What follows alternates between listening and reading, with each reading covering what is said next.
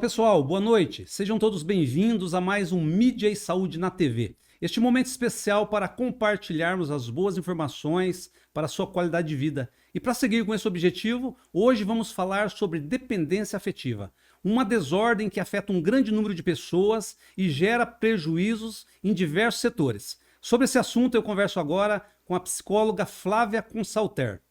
Flávia, boa noite, seja bem-vinda mais uma vez ao Mídia e Saúde na TV. Prazer recebê-la aqui. Boa noite, Alderi, tudo bem? Muito bom estar aqui de novo, né? Mais uma vez, Claro. né?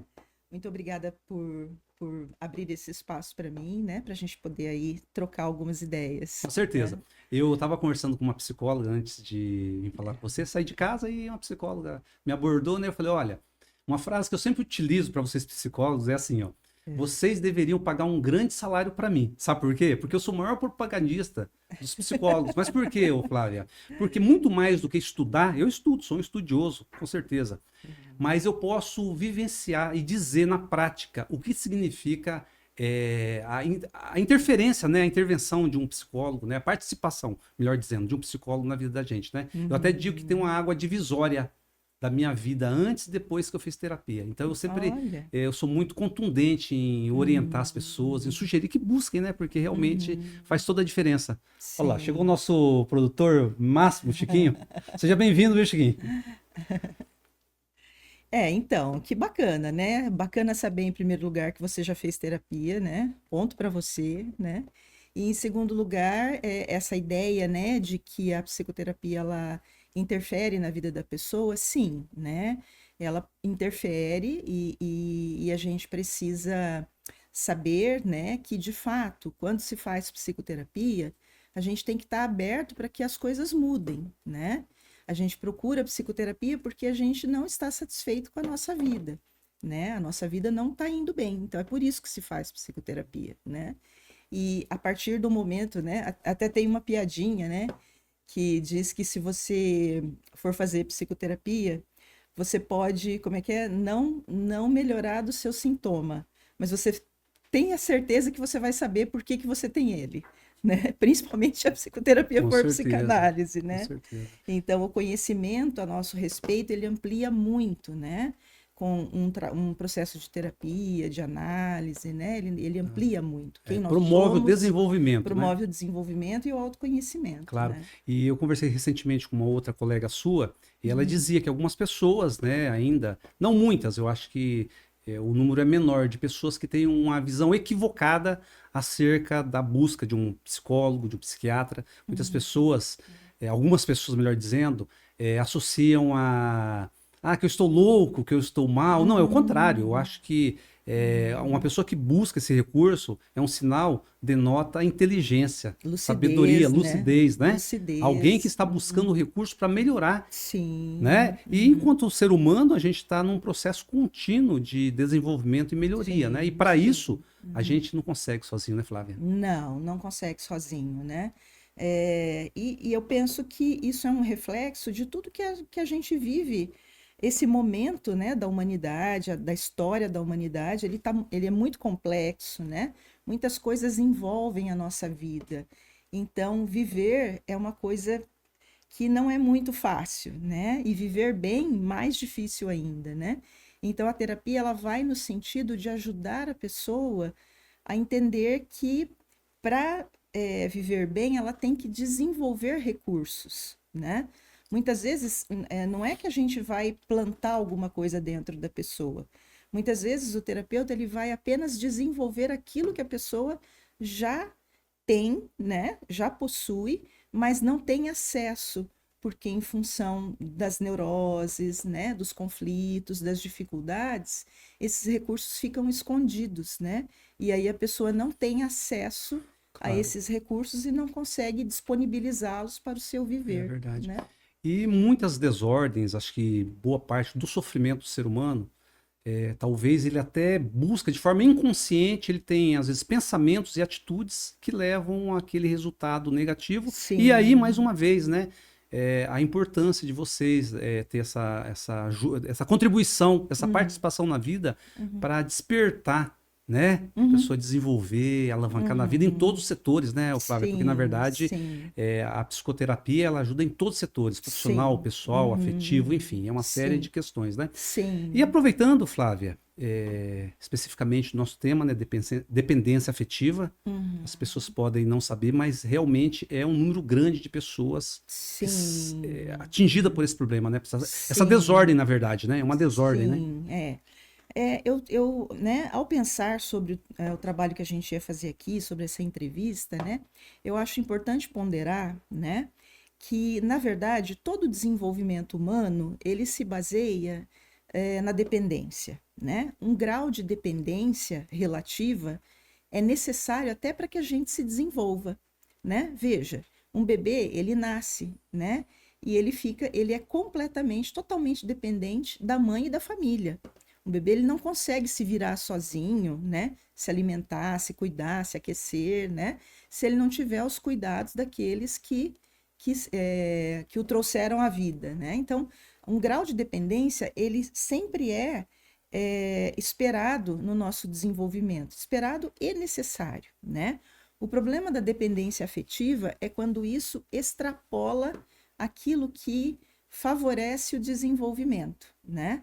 Então, no desenvolvimento normal, a gente vai vendo, né, que uma criança, ela é totalmente dependente no início e ao longo da sua história, pela sua educação, pelo seu desenvolvimento intelectual, pelo seu desenvolvimento afetivo, ela vai se tornando aos poucos cada vez mais independente da família, Criando né? autonomia. Vai criando autonomia. Isso é o desenvolvimento considerado normal, né? Entendi.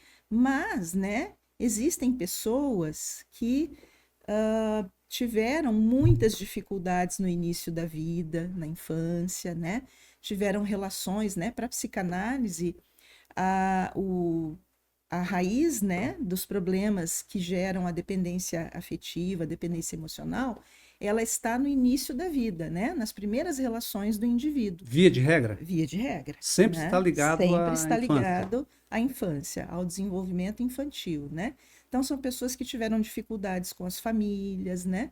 No relacionamento, com o pai, com mãe, com irmãos, né? São pessoas que vieram a ter dificuldades, às vezes até passaram por situações de abuso, né? Emocional, e aí desenvolvem dependência emocional por terem sofrido abuso na infância, né?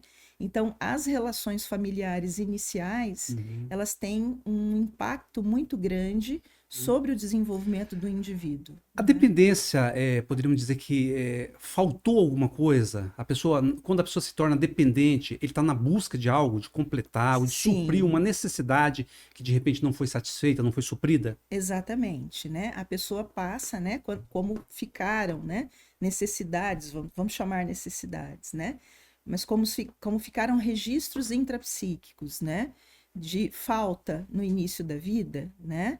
Então, a nível inconsciente, ficou o registro de que a pessoa teve mais experiências difíceis do que experiências boas, né? Experiências que levavam ao desenvolvimento. Então, como fica um registro da falta de experiências boas, né? Essa pessoa passa a vida em busca de relações que venham suprir essa falta que ficou. Só que a gente tem um problema aqui, né? Que nenhuma relação na vida é capaz de suprir essas faltas básicas, né? Nenhuma. Nenhuma E o que que relação na supre? vida. Não supre, meu amigo. Não supre. Não. A gente tem que trabalhar com a falta a vida toda. Trabalhar com a A falta. gente tem que Paradoxal trabalhar isso com a aí, não é? falta, né? A gente tem que lidar com o fato de que algo nos falta. Só que para as pessoas cuja história de vida ficou faltando muito, né? A experiência da falta é muito difícil, é muito dolorosa. Então, é como se você estivesse sempre perseguindo a ilusão de que em algum lugar você vai encontrar aquilo que te faltou. E é o que põe, né? São esses aspectos, são esses registros inconscientes, né? que a gente chama de aspectos intrapsíquicos, que põem em movimento a dependência afetiva. Então é uma expectativa ilusória. Ele nunca vai atingir, é utópica. Ele busca preencher um vazio quando na verdade ele nunca vai preencher. Ele nunca vai Ô, ser Flávia, mas preenchido. me explica melhor No isso momento aí. que preencheu o vazio, você morreu. Tá, mas deixa eu entender melhor isso aí, que tá parecendo meio confuso, meio contraditório. As relações, por exemplo, eu tenho uma relação no trabalho legal, me sinto preenchido, tenho uma namorada, uma esposa, uma relação com os filhos, com os amigos, a minha vida de uma forma geral. Estou me colocando como figurante da situação. Essas coisas não preenchem a gente? Se eu estiver satisfeito com as minhas relações, com a minha vida, com a minha saúde. Estar satisfeito não quer dizer estar preenchido. Né? Satisfação não é preenchimento total. Satisfação não é preenchimento. A gente até conversa, né, e brinca entre nós, né, que assim, tá, comprei lá o carro do ano, lindo, né, maravilhoso, na cor que eu queria, banco de couro, né, tal. Passou uma semana, eu já tô, né, de olho em outro. De olho nos outros da rua, né? Aquele lá, meu carro não tem aquilo ali, o outro lá tem, né? Então, o ser humano nunca sossega, Alderi, né? A gente tem esse movimento, e é esse movimento que nos põe em busca, né? Mas, tá, isso no desenvolvimento normal. Mas o que eu tô falando? Eu acho que é importante frisar aqui, né, que nós estamos falando de experiências boas e experiências difíceis. A pessoa que tem dependência emocional, ela teve no início da vida um predomínio de experiências difíceis. O registro que ela tem, né, é de uma falta muito maior do que a sensação de que ela foi cuidada, que ela foi ouvida, que ela foi amparada. Então, esse registro da falta na pessoa que tem dependência afetiva, ele é muito maior do que a ideia de que tem experiências na vida que são boas e que podem nos acalmar.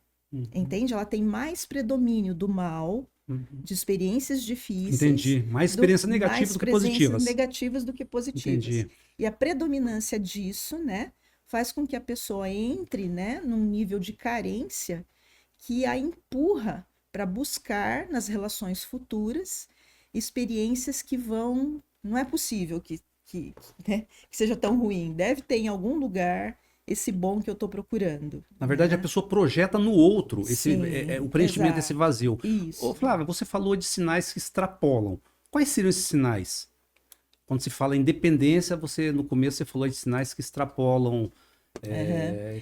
Tá. Bom, então a pessoa dependente emocional, né? Ela é uma pessoa que ela se organiza em torno da vida do outro, né?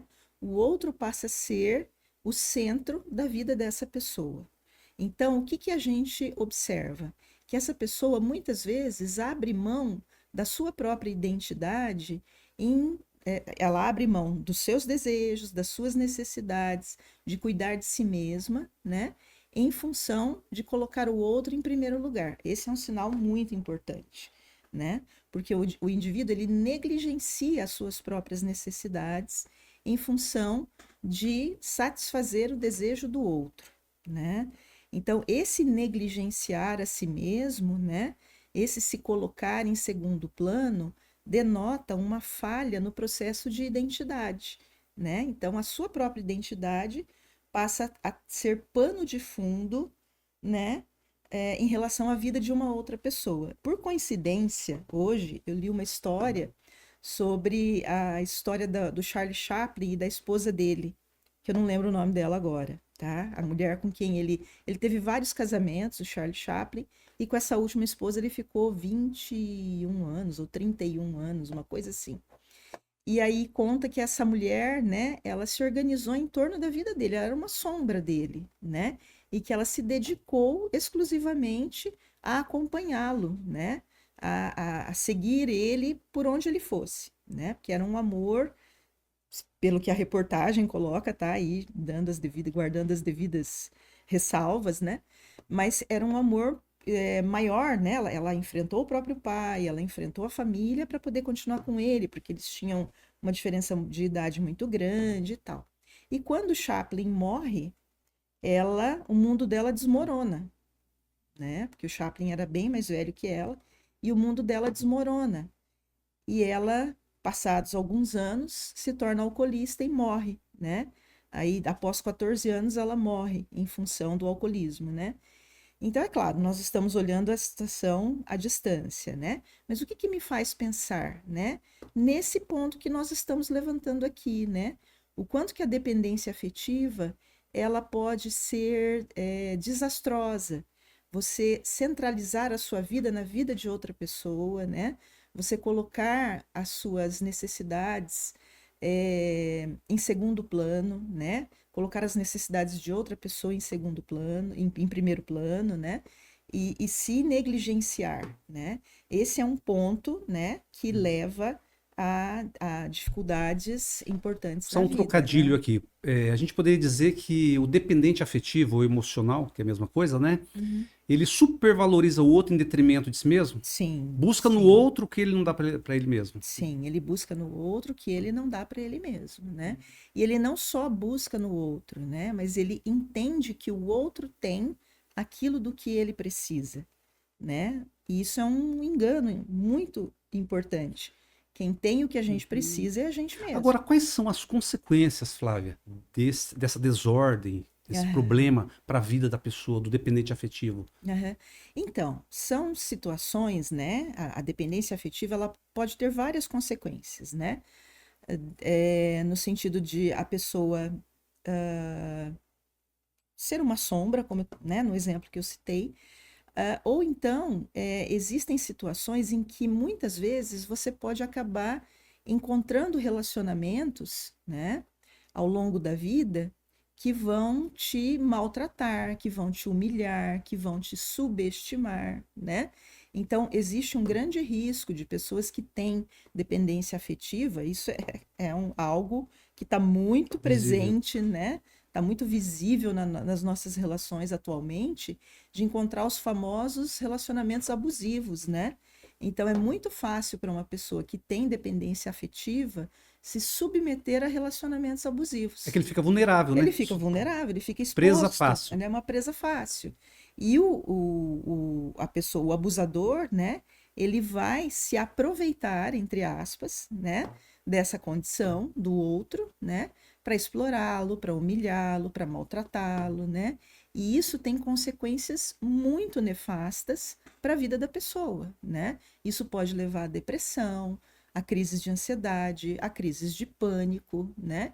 E a pessoa, nessa circunstância, vai precisar de ajuda, né? Ela vai precisar de ajuda porque a dependência afetiva ela pode levar a outros quadros, até psiquiátricos, Mas o né? dependente afetivo, ele tem consciência ou depende da situação? Ah, isso vai de caso a caso, né?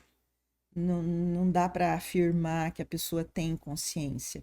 Eu acho que em alguns casos que eu atendi, a pessoa se dava conta, mas em outras situações isso não fica tão claro, né? Por exemplo, no trabalho, né?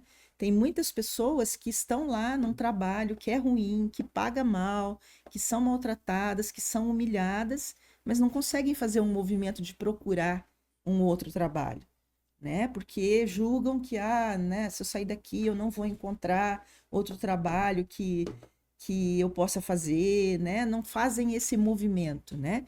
Isso é um sinal, é algo que não fica claro que isso se trata de dependência afetiva. Ficaria claro para você se alguém te contasse isso? Não, Necessariamente não. não necessariamente. Pode não ser dependência afetiva, Uhum. mas em muitos casos que eu acompanhei, né? A gente via que as pessoas tinham uma dificuldade tão grande de valorizar a si mesmas, de observar os seus próprios recursos, né? De ver que eram pessoas criativas, que tinham capacidade, que tinham recursos afetivos, né? Que eram inteligentes, que eram perspicazes, e, no entanto, ficavam em relações de trabalho péssimas para elas. Por quê? Porque não conseguiam entrar em contato com aquilo que elas eram, com os recursos delas, né? E não conseguiam reconhecer. Então você está querendo dizer que a dependência afetiva não está ligada apenas a relações amorosas? Não, de modo algum, né? Isso pode acontecer dentro da tua casa, com teu pai, com a tua mãe, né? Ó, um exemplo muito, nós estamos próximos aqui das festas de final de ano, né? O que eu escuto no consultório de pessoas assim, ai meu Deus, né? Vai começar agora as festas de final de ano, eu tenho que encontrar a minha família. É um bando de gente chata que faz um monte de pergunta inconveniente, né? Que fica agredindo, que fica maltratando, né? Que fica humilhando os parentes, entendeu? Porque tem aquelas coisas, porque, né? Se mostrando para parecer que está melhor que todo mundo, né? Então, são momentos, né? Em que as pessoas se sentem obrigadas a frequentar esses ambientes, que muitas vezes são tóxicos, são difíceis, né? Mas as pessoas se sentem obrigadas, porque senão vão ficar sozinhas, né?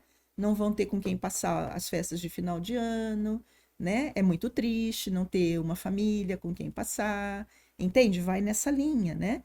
Então, é muito importante também, tá colocando, me lembrei agora, acho muito importante dizer para você que uma parte importante da dependência afetiva é o sentimento de solidão. A pessoa tem muito medo do sentimento de solidão.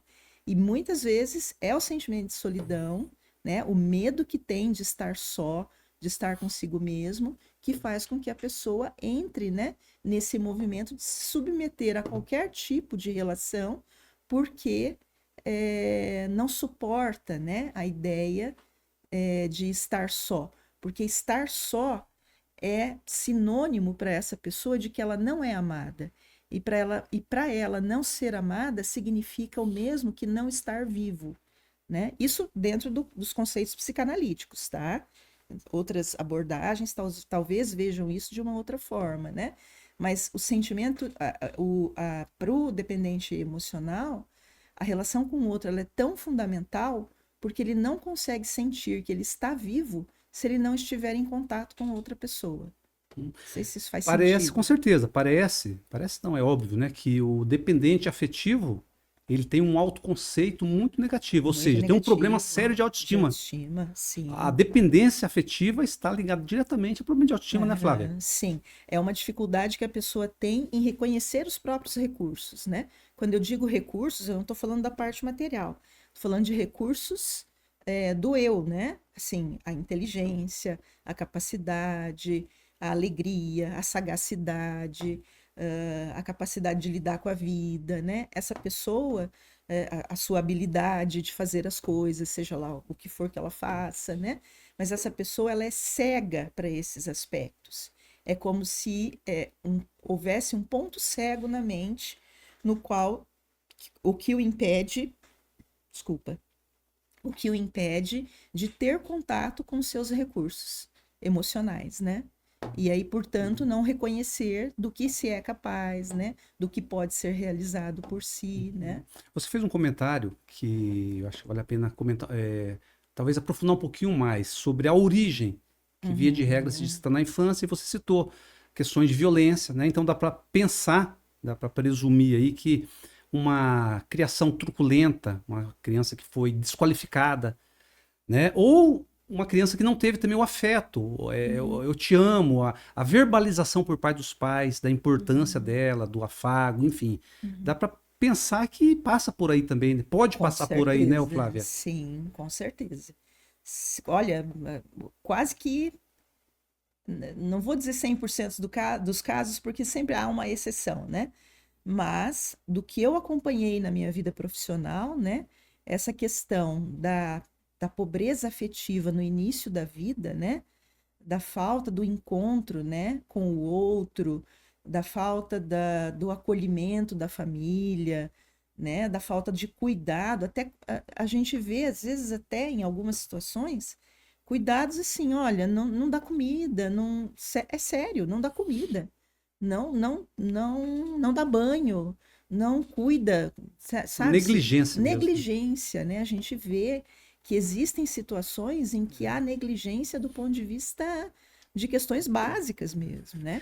Existe algumas frases aí que dá para a gente pensar que quem que inventou essa frase, ou que no momento lá, sei lá, dá para perceber que talvez tinha um certo grau de dependência. Por exemplo, eu tenho que procurar a minha outra metade, Ah, a metade é da clássico, laranja, né? né? Então, assim, porque talvez a pessoa fala sem perceber. Eu ouço direto. A tampa da minha a tampa da panela. minha panela, a outra metade. O que dá para pensar?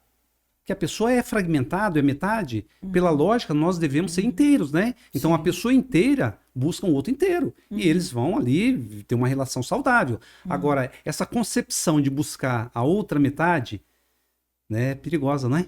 Perigoso e leva a muitos problemas sérios na vida, né? Porque essa questão de encontrar outra metade pressupõe uma outra metade que seja mais ou menos aquilo que eu idealizei. Então, há, né, nessa perspectiva, um excesso de idealização. O indivíduo que é dependente afetivo, nós todos, na verdade, né? Basta a gente se apaixonar, né?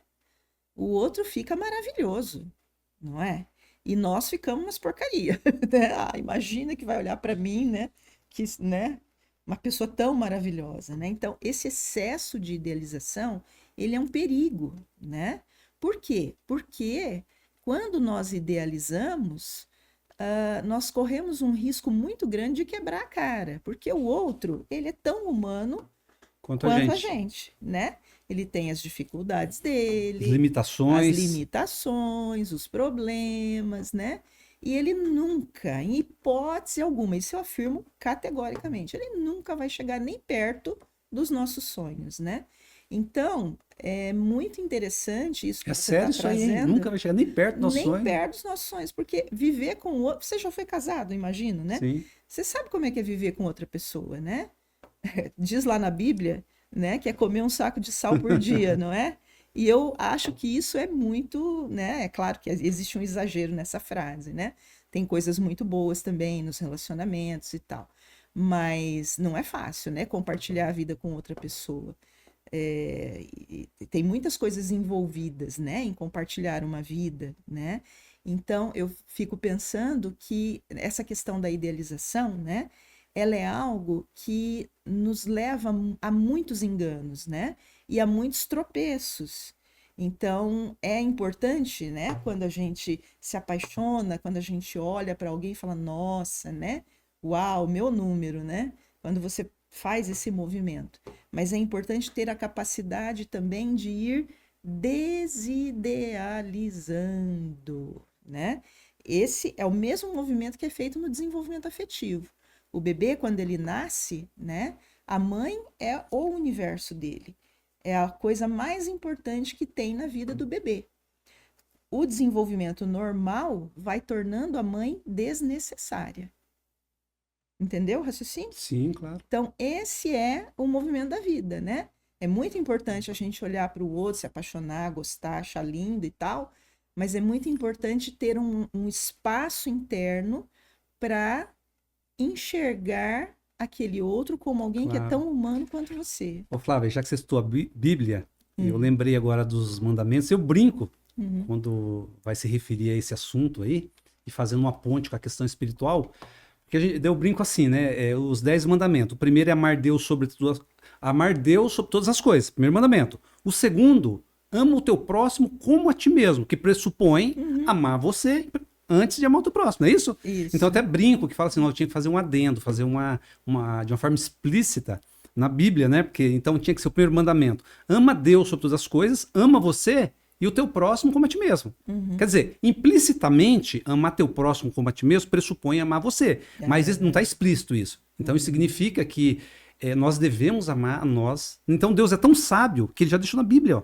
Ama Deus em primeiro lugar e teu próximo como, mesmo, né? Então veja, então eu penso até que quando a pessoa diz, ou uma outra frase muito usada, eu vou casar para ser feliz. Pensa. Você conta ou eu vou conto, casar. Alderi? Você conta. Eu conto. Você conta. Não vai, né? Não vai ser Não vai, feliz. Não, se for casar para ser feliz, vai quebrar a cara, né? Aí, pessoal, tá? Não é para desestimular o seu Não é pra casamento, não. desestimular Vai o firme, tá? casamento, Mas mas você vai assim, casar para ser não é feliz. só para isso que você tem que casar, né? Você tem que casar para compartilhar a vida. Lógico. Compartilhar a vida significa compartilhar bons e maus momentos, né? Uma Alegrias e tristezas, dificuldades e realizações, né? Então, só para ser feliz eu acho difícil. É verdade. Acho difícil. Ô, Flávia, agora, parece que a dependência é algo que acontece inconscientemente. Sim, é como eu estava dizendo para você, né, lá no início, que são registros intrapsíquicos, né? Quando a Intrapsíquicos. gente fala de aspectos intrapsíquicos, não necessariamente a gente está falando só do inconsciente, mas na maioria das vezes sim, né?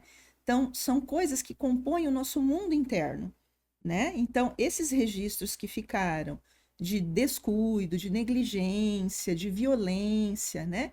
Eles vão compor aspectos dos nossos registros intrapsíquicos e vão ficar dentro da gente, né? Direcionando, nossa, direcionando é pesado, hein? Mas De certa apontando forma, para as nossas escolhas, vamos dizer assim, né? Então, assim, onde a psicoterapia entra, né? A psicoterapia psicanalítica, ela entra no sentido de poder alterar, né? Poder transformar, ajudar a pessoa a transformar esses registros intrapsíquicos. Na medida que você oferece um relacionamento terapêutico, né? Aonde a pessoa tem a possibilidade de ter com você, terapeuta, uma experiência de acolhimento, de cuidado, de atenção, de uma escuta especial, né? Para aquilo que é o teu mundo interno, as tuas questões difíceis, né? Na medida que você encontra um lugar de escuta para isso, você é acolhido, a possibilidade de você ir transformando esses registros intrapsíquicos é muito grande. Então você vai transformando isso, você vai se conhecendo melhor por tabela, né? Conhecendo quem é você, do que você precisa, quais são seus recursos, né? Na medida que você vai conhecendo essas essas questões que são pessoais, conhecendo mais da sua identidade, de quem você vai se reorganizando como pessoa. E aí não precisa mais, veja bem o que eu estou dizendo, que isso é uma escolha. Você não precisa mais se relacionar da mesma forma que antes. num grau de dependência. Num grau de dependência tão extremo, onde você é maltratado, onde você não é acolhido, onde você não é visto, né? Porque o que a gente precisa são relações onde a gente seja visto, né? E o que é ser visto? É ser considerado nas nossas necessidades, né? Nas nossas limitações também, né? Eu reconhecer, olha, né? O Alderi, ele não gosta de churrasco, né? Então eu não vou fazer Mas eu gosto, viu? churrasco, Pode fazer tá e me bom? convidar que eu tô dentro, viu? Tá bom, mas eu tô brincando aqui, Ah, tá bom? Então eu vou fazer um churrasco e te convidar, isso. Alderi. Se tiver uma Mas assim, originalzinha geladinha também, também melhor você ainda, tá? topa, O tá violão bom, eu levo, né? tá bom. Enfim, mas eu não vou fazer aquilo que não te agrada, assim como, né? Eu usei um exemplo muito bobo, né? Mas assim, tem coisas importantes, né? Que às vezes né, você percebe, o outro não gosta que eu faça, né? Então eu vou viver junto com aquele outro, então eu tenho que ter esse olhar, né? Ele não gosta, então. E se ele não gosta e eu gosto, olha, nós vamos ter que encontrar um jeito, né? De lidar com isso, né? Nós vamos ter que encontrar uma saída para nossa discordância aí, né? Então, não é fácil, né? E isso não é fácil nas relações amorosas, que são talvez onde a gente fique mais vulnerável, mais exposto, né? É, Mas não é fácil na família também, claro. né? Não é fácil no trabalho, Mas você nas falou, amizades, com né? certeza, você falou uma coisa muito importante. Aliás, tudo que você está falando, né? Mas essa incapacidade da pessoa ficar consigo mesmo, entender o conjunto que a compõe, por exemplo, o ser humano é dotado de problemas, dificuldades, limitações, mas de potencialidade, de habilidade. Todo mundo é assim, né, Flávia? Aham. Né? Você tem coisas que você tem uma certa dificuldade, mas tem coisas que você vai muito bem. Eu também. Então, eu Uhum. acho que quando o ser humano olha para si mesmo, fala, eu sou um ser humano comum, ou seja, eu tenho meus problemas, minhas limitações, mas eu tenho Uhum. minhas potencialidades e habilidades. E eu posso sim ficar com meus recursos. Quantas coisas, sozinho, entre aspas, hoje se usa muito, até de uma forma, talvez se tornou um modismo, uma solitude, mas é verdade. Né? Uma Uhum. coisa é estar só, se embrear na solidão, outra coisa é a solitude, viver consigo mesmo, ler, ouvir música, dormir, quantas coisas que a gente pode fazer Uhum. sozinho, né? Com E a própria que, companhia, né, ô Flávia? exato, e que o fato de você estar casado não impede que você faça. Porque isso é também um outro elemento que eu acho que precisa ser colocado, né? Tem pessoas que encaram, né, um casamento, um relacionamento amoroso, uma relação afetiva, como algo que assim, então eu tenho que me deixar de lado e só viver a relação, né? Eu acho muito legal. Eu tenho um casal de amigos, né?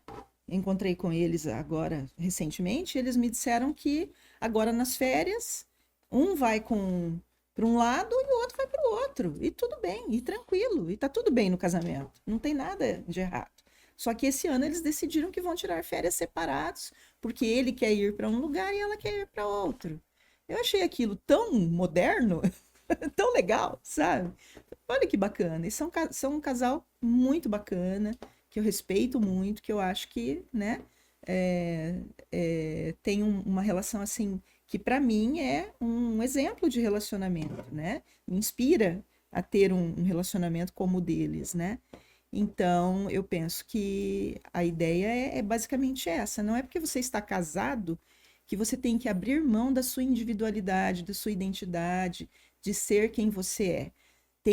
Tem espaço dentro da gente para ser quem se é dentro de uma relação, né? Tem espaço dentro da gente para ter uma relação sem deixar de ser quem se é. Com certeza. Você quer ver uma situação? Uma amiga que eu gosto muito, inclusive, e ela, coitada, vive migrando de relação em relação. E vira e Uhum. mexe, tá na fossa, tá sofrendo, né? E ela Uhum. ligou para mim esses dias atrás, né? Com um sofrimento imenso, né? E querendo suprir rapidamente aquele sofrimento, o alívio, o tal do alívio imediato, né? Eu falei, olha, eu acho que antes de você pensar em suprir esse sofrimento, eu acho que você precisa buscar uma ajuda.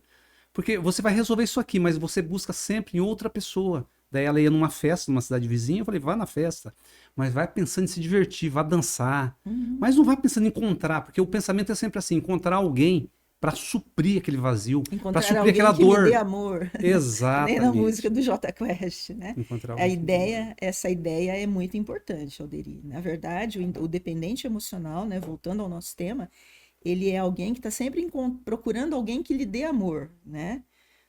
Olha, é importante ter alguém que nos dê amor. É bom, é gostoso, nos alimenta, né? É importante, mas quem tem que dar amor para alguém aqui sou eu mesma, né? Eu tenho que cuidar de mim, eu tenho que me valorizar, me respeitar, né? Me colocar em primeiro plano, né? Acolher as minhas necessidades, lidar com as minhas dificuldades, né? Para daí, né? Se eu encontrar alguém que me dê amor, né? Eu possa usufruir desse amor sem precisar usar o outro, né? Porque o peso de eu precisar desesperadamente que alguém me dê amor é insuportável. É insuportável você precisar que o outro te dê amor, que o outro te valide o tempo inteiro, né? É insuportável. E uma, Nenhuma relação se e uma sustenta. coisa, né, Flávia, é muito importante, né? A vida é constituída por pilares, Uhum, né? uhum, Você tem a vida amorosa, ok, mas tem a vida profissional, a vida uhum, espiritual, o lazer, a vida social. É um uhum, conjunto. Então, eu acho que por determinados momentos, a pessoa até pode canalizar mais para um setor, um pilar. uhum, Mas se você observar a cadeira, usar a metáfora, a analogia da cadeira, né? A cadeira são quatro pernas, né? uhum. Quando uma Quebra. desaba, né? Uhum, Então, eu penso que é isso, né? A vida para ser saudável, a gente uhum. tem que lançar mão de todos os setores, né? E não, Sim. é, né? É perigoso É, depositar a vida, entregar a vida na mão de uma pessoa, né? sim, é como na história da esposa do Chaplin, né? É isso que eu quis ilustrar, né? Com esse recurso aí. E na clínica é muito recorrente, né? É algo que está presente nos nossos atendimentos, no nosso dia a dia, né? Porque é algo do nosso tempo mesmo, né? Tá Essa certo. maneira de Ô, lidar. Flávia, nós já estamos caminhando para o nosso Uhum, final, para né? variar, né, Mas Alderi? é rapidinho, né? Aqui com você realmente a coisa É, rende, tem muita coisa. Queria que você deixasse para as pessoas que se identificaram com esse bate-papo, que se veem aí como um dependente afetivo, o que que você diria para essas pessoas? Quais são os caminhos para que elas possam melhorar, possam desfrutar uhum, de qualidade de vida emocional e da vida num contexto mais amplo aí, uhum. né? O que que você diria para É, elas? olha, eu vou puxar a sardinha para minha brasa, que fala, né? É a sardinha A sobrada. pessoa tem que fazer psicoterapia, né? Ela tem que olhar para si, ela tem que parar e reavaliar. O que que eu estou fazendo da minha vida? De que jeito eu estou me conduzindo, né? Como estou lidando com a minha vida emocional, né? Então, ela tem que fazer psicoterapia, ela tem que buscar se ajudar, Se ela não quer fazer psicoterapia, ela procure um psiquiatra, ou, sei lá, converse com alguém, né? Mas é muito importante o tratamento, a escuta especializada nesses casos, né? Porque, como eu disse, para que a pessoa possa mudar essa condição, ela tem que mexer com os aspectos intrapsíquicos. Ela tem que mexer com esses registros do início da vida, né? Segundo a psicanálise, tá? Agora ponderando que existem outras É a formas tua de linha trabalhar, de que é a minha abordagem. linha, é a minha abordagem, né? Mas para que haja uma alteração nessa maneira de lidar com a vida, tem que haver uma alteração nesses registros iniciais aí, nessas questões inconscientes, né? Isso tem que ser acolhido, isso tem que ser cuidado, amparado, né? Senão, se isso não acontecer, dificilmente ela consegue modificar esse padrão, né, de busca. E necessariamente buscar o autoconhecimento, né? Que tem a ver com isso aí, Necessariamente, obviamente, né? E aí, né, cada profissional com a sua linha, com a sua abordagem, vai poder oferecer, né, aí uma acolhida para essas questões, né? Cada profissional aí, não diga só da psicanálise, Claro. mas estou falando do que eu conheço, né? Mas cada profissional aí de outras áreas, de outras abordagens, vão ter que lidar com essas questões para que a pessoa altere, né, esse padrão, né, de escolha que ela desenvolveu como um modo de sobrevivência. Mas por mais né? exacerbado que seja o caso, tem jeito. Claro, sempre tem jeito. Enquanto a vida, tem jeito. Porque eu vi recentemente também essa pessoa comentar assim, na minha vida é assim, sempre foi assim, parece que a pessoa fica patinando e não consegue. Aí a importância de ter um profissional especializado para ajudar a conduzir, né, a orientar. A questão é que a gente, muitas vezes, se apega a essa ideia, sempre foi assim, não vai mudar e tal, tal, tal, né? Isso, de certa forma, ainda é uma espécie de resistência à mudança, né? É uma maneira da gente se proteger, porque mudar não é fácil. Você já fez terapia, você falou, né? Sim. É um processo muito doloroso, né? E tem que haver abertura da tem que pessoa, haver né? abertura, Disposição, né? né? Então, quando a pessoa fala, mas sempre foi assim, vai ser sempre assim, não muda, tal, ela está dizendo, né, que ela ainda não acredita que ela é capaz de virar essa chave, né? Ela ainda tem resistência, né? É que, infelizmente, Flávia, ainda eu acho que o ser humano está se desenvolvendo e abrindo a mente cada vez mais. Mas existe ainda muito mito, muita desinformação, como se a terapia fosse algo vergonhoso ou que expusesse a pessoa. Eu sempre falo que, da mesma forma, eu repito, isso aí eu falo de uma forma muito reiterada. A pessoa busca uma ajuda médica para um problema meramente físico. Quando estamos com as emoções debilitadas, nós precisamos buscar ajuda, né? Conflitos e N dificuldades aí, né? Sim, sim. Muito importante buscar ajuda. Ajuda hoje, né, é algo que terapia devia fazer parte lá das nossas despesas mensais, né? Entendeu? Então, terapia é tanto, supermercado é tanto, aluguel é tanto, condomínio, luz, telefone. Churrasco. Alderi se animou com o churrasco. Tô animado. Final de ano, principalmente, né? Principalmente, né? Principalmente quando uma amiga promove, viu, Flávia? Aí a gente tem mais ânimo ainda, viu, Flávia? Sim, entendi. Flávia, mas está acabando nosso podcast de hoje, tá? Mas sim, você vai estar sempre com a gente aqui, obrigada. tá bom? Um bom Natal para você. Para você também. Início de ano aí, tá? E nos encontramos aí. Sim, tá bom? Com certeza. Uma boa noite para você e até a próxima. Até a próxima. Pessoal, Mídia e Saúde na TV está terminando por aqui, mas nos encontramos na semana que vem. Não deixem de acessar nossas redes sociais e se inscrever no canal Mídia e Saúde na TV. Um forte abraço e até semana que vem.